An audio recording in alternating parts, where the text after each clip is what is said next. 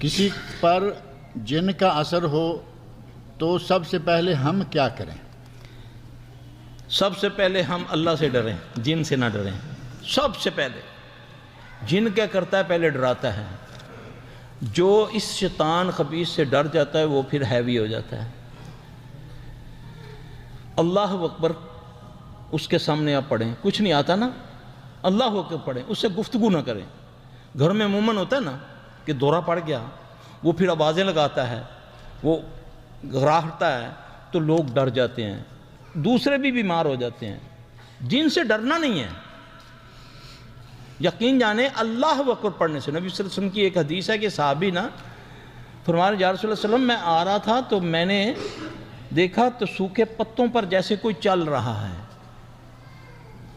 تو میں نے گھبرا کر دیکھا تو کوئی بھی نہیں تھا، تو مجھے بڑا خوف آیا۔ رسول اللہ صلی اللہ علیہ وسلم نے اسے فرمایا کہ تو اللہ اکبر کہتا، تجھے پھر خوف نہ آتا۔ اللہ بڑا ہے نا۔ ویسے بھی کسی جگہ اترو تو اعوذ بکلمات اللہ التامات من شر ما خلق، کہیں کسی کے گھر میں مہمان بھی جاؤ تو یہ پڑھ لو، ٹھیک ہے۔ ایک دعا ہے حضرت خالد بن ولید کو اللہ کے نبی نے بتائی تھی، ان کو خوف کی تکلیف ہو گئی تھی۔ اعوذ بکلمات اللہ التامات من غضبی و عقابی و شر عبادی و من حمزات الشیاطین یحضرون، یہ پڑھو اگر نہیں آتی۔ سب سے پہلے تو مصیبت یہ ہے کہ ہمیں آتا بھی کچھ نہیں نا۔ اب گھر میں جن آ جائے تو ہم گھر ہی چھوڑ کے بھاگ جاتے ہیں، ہمارے پاس مریض چھوڑ کے بھاگ جاتے ہیں ان کے لاحقین۔ یعنی کہ جب وہ پہلی بار ہمارے پاس سامنے آتا ہے تو جب ہم علاج شروع کرتے ہیں تو وہ چیز حاضر ہوتی ہے نا، تو ان کے گھر والے چھوڑ کے بھاگ جاتے ہیں۔ سب سے پہلے ڈرنا نہیں ہے، اگر وہ آ گیا تو اس سے کوئی گفتگو نہیں کرنی، قرآن پڑھنا شروع کر دو، اذان دینی شروع کر دو اس کے سیدھے کان میں۔ رسول اللہ صلی اللہ علیہ وسلم نے فرمایا جب مؤذن اذان دیتا ہے تو اس کی ہوا خارج ہوتی ہے، یہ بھاگتا ہے خوف سے۔ شرط یہ ہے کہ ڈرو نہیں، جتنا مرضی جن کہے کہ میں فلاں ہوں، فلاں علاقے کا سردار ہوں۔ ہمارے یہاں تو اتنے بڑے جن نہیں ہیں اتنا، کیونکہ یہاں شرک نہیں ہے، مزارات نہیں ہیں۔ پاکستان انڈیا میں تو بھرا پڑا شرک، ایک خبیث کو پکڑتے ہیں، اس کے 10 مزاروں سے اس کے ساتھی آ جاتے ہیں اس کو بچانے کے لیے۔ یہ جنات کی بات کر رہا ہوں۔ تو کوئی کچھ کہتا ہے، کوئی کسام کہتا ہے، کچھ بھی نہیں کر سکتے انشاءاللہ۔ جاؤ جو کرنا کر کے دکھاؤ، وہ پھر کچھ نہیں کر سکتے۔ اللہ کے فضل، ڈرو نہیں، قرآن پڑھنا شروع کر دو، پھر کوئی مل جائے، کوئی اچھا مال ہے تو اس سے علاج کروا دو، ورنہ سجدے میں پڑھ کے رو کے دعائیں مانگو اور پھر اس کا علاج خود ہی قرآن سے کرو، اللہ اسے شفا دے گا انشاءاللہ تعالی۔ میرا ایک آدمی سے سامنا ہوا، وہ بڑی بری حالت میں تھا، اچھل رہا تھا، ناچ رہا تھا، اپنے جسم سے عجیب و غریب حرکات کر رہا تھا۔ اس وقت ہم نے قرآن پڑھا مگر اس پر کوئی اثر نہیں ہو رہا تھا۔ جب ہم نے سورۃ الفلق پڑھنا شروع کیا تو وہ لیٹ کر تڑپنے لگا اور چیخیں مارنے لگا۔ سوال یہ ہے کہ صرف سورۃ الفلق سے ہی اثر کیوں ہوا، پہلے قرآن پڑھا جو اس سے اثر کیوں نہیں؟ اچھا، جیسے ہمارے انسانوں میں کوئی کمزور کوئی طاقت والے ہوتے ہیں نا، اسی طرح جنات میں بھی ہوتے ہیں۔ اب کچھ کیس ہمارے لڑک جاتے ہیں جو کہ مہینوں چلتے ہیں، تو اس میں ہمیں سمجھ نہیں آتی کہ اس جن پر کون سی آیت اثر کرے گی۔ میں آپ کو وہ سبق دے رہا ہوں جو میں اپنے شاگردوں کو دیتا ہوں، آپ سارے مالک بن جائیں گے۔ یہ میں صحیح کہہ رہا ہوں آپ کو، یہ نہیں کرتا میں دل میں چھپا کر تو لے جاؤں، یہ اللہ میرے لیے صدقہ جاریہ بنا دے، اللہ تعالیٰ قبول کر لے۔ یہ جنات کی قسمیں ہیں میرے بھائی، ان میں کوئی قوت والا بھی ہوتا ہے، جیسے ہمارے میں کوئی طاقت والا کوئی کمزور۔ کچھ تو ایسے ہوتے ہیں کہ صرف اللہ اکبر پڑھو تو وہ بھاگ جاتے ہیں، کچھ ایسے ہیں کہ قرآن پڑھتے جب وہ ہنسے جاتے ہیں۔ ایسے جن خود جادوگر ہوتے ہیں یا انسان جادوگر اس کو سپورٹ کر رہا ہوتا ہے، پھر اس میں ہمیں اسیس کرنا ہوتا ہے کہ اس کو کون سی آیت دیں، نہیں پتہ چلتا، پھر ہم اس کو پڑھائی دیتے ہیں۔ ہم تو کیا نہیں مارتے کہ اس کے لیے یہ کرنا ہے تو اس کے لیے یہ کرنا ہے، وہ اللہ ہی رہنمائی کرتا ہے۔ پھر وہ جب مریض کہتا ہے جی میرے سے یہ صورتیں، یہ آیت نہیں پڑھی جاتی، پھر وہی آیت اس کا علاج ہوتا ہے، کیونکہ اس کو اس جن کو جس آیت سے شوق ہوگا۔ عربی سارے جن نہیں سمجھتے نا، پنجابی سارے جن نہیں سمجھتے، جس طرح انسانوں کا معاملہ ہے اسی طرح جنوں کا ہے۔ اگر کوئی انگریزی بولنے والا ہے تو اس کو انگریزی میں ہم بات کرنی پڑے گی ہمیں، لیکن قرآن میں اتنی قوت ہم نے دیکھی ہے کہ اللہ کی قسم عذاب کی آیتیں جس جن پر بھی پڑھی ہیں نا، جو عذاب والی آیتیں جس میں اللہ کے عذاب کی ہے، وہ اتنا تڑپنا شروع ہو جاتا ہے۔ آپ ڈھونڈیں کہ کون کون سی کوئی عذاب والی آیتیں۔ آیت الکرسی اس کو بڑی تکلیف دیتی ہے۔ جن اگر پڑھائی سے ہنسے سمجھو اس کو تکلیف ہو رہی ہے، وہ تمہیں ڈسکریج کرتا ہے، وہ تمہارا اس پہ یقین ختم کرتا ہے کہ نہیں دیکھو مجھے قرآن سے کچھ نہیں ہو رہا، تم پڑھتے جاؤ انشاءاللہ تعالیٰ۔ اس کو جب شیطان ہنستا ہے تو سمجھو اس کا بیڑا گرک ہو رہا ہے، جب وہ روتا ہے وہ تمہارے ساتھ مذاق کر رہا ہے، وہ مالج کو چکر دے رہا ہے، پنجابی میں کہتے ہیں فدو بنا رہا ہے۔ مالج پھر ایسے دیکھتا ہے گھر والے کو، دیکھا میرے کو ڈر گیا کہ نہیں ڈر گیا، حالانکہ وہ اس کو چکر دے رہا ہے، کیونکہ یہ شیطان ہے۔ شیطان کو اللہ نے قوت دی ہوئی ہے، تو اللہ تبارک تعالیٰ فہم دے۔ جب آدمی 2 نفل پڑھ کے اللہ سے مدد مانگتا ہے نا، 2 نفل پڑھ کے، یہ ہے طریقہ اللہ سے مدد مانگنے کا۔ پھر اس کے بعد اللہ خود بخود تمہارے ذہن میں ڈالے گا اس سے ایک دفعہ۔ چھوٹی سی میں بات، مجھے تو حکم ہے زیادہ علاج کا بتانا، یہ بھی علاج کے متعلق ہے۔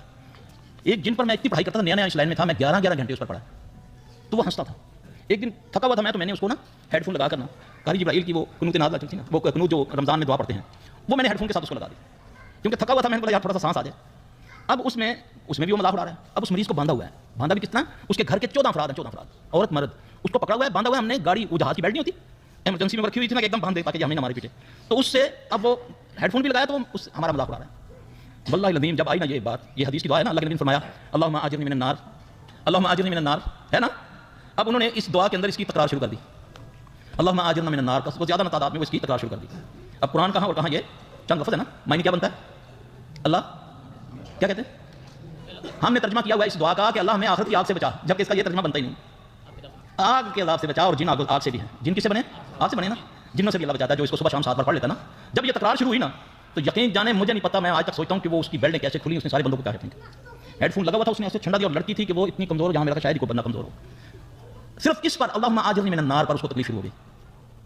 اب قرآن ہم نے کتنے گھنٹے، میں نے 11 گھنٹے پڑھا اس پر، وہ ہنستا تھا لیکن اس لفظ پر. یہ اللہ رہنمائی کر دیتا ہے کس کو کس پر. اب عموماً جن لوگوں کی گھر میں میاں بیوی کی لڑائی ہوتی ہے نا، ہر گھر میں تقریباً یہ مسائل ہے. وہ سورہ یاسین میں ایک آیت ہے جس میں وہ شیخ میاں بیوی کا ہے نا، میرے دل میں نہیں آ رہی، تو یا وہ آیت کی تکرار کریں، یا سورۃ بقرہ کی جو شیخ نے ذکر فرمایا جس کی تلاوت انہوں نے کی تھی، وما تتلو الشیاطین علی ملک سلیمان وما کفروا، اس کی گھر میں تلاوت شروع کی جائے تو اللہ کے فضل سے اللہ پاک شفا دے دے. بات بڑھے گی جب وہ پڑھے گا نا. ہم تو اس کو اپنے تجربے سے بتا دیتے ہیں مریض کو کہ اس کو ہر نماز کے بعد 3 بار پڑھ لو. اور پھر قرآن پڑھنے کا طریقہ ہے، اس کو ہم ہونٹوں میں پڑھتے ہیں، تو اس کو ہونٹوں میں مخرج کر کے پڑھو، یعنی اخراج ہونا چاہیے. یہ پڑھیں گے تو اللہ تعالیٰ اس میں برکت ڈالے گا. خوفناک خواب آتے ہیں اور پھر آنکھ کھل جاتی ہے، دوبارہ نیند نہیں آتی. اس کا جواب ایک تو اللہ کے نبی صلی اللہ علیہ وسلم کی دعائیں ہیں کہ برا خواب دیکھو تو اس کو کیا کرو، اچھا خواب اللہ کی طرف سے، برا خواب شیطان کی طرف سے ہے. اور عموماً ہمیں یہی بتایا گیا کہ برا خواب ہو تو اس کو نا 3 بار اپنا پہلے اعوذ باللہ پڑھو، پھر اس کے بعد تھو تھو کر دو. یہ بالکل الٹ ہوتا ہے حدیث کا نا. رسول اللہ صلی اللہ علیہ وسلم نے فرمایا کہ پہلے الٹے کندھے پر 3 بار تھو تھو کرو، پھر اس کے بعد پڑھو اعوذ باللہ من شر الشیطان وشرھا.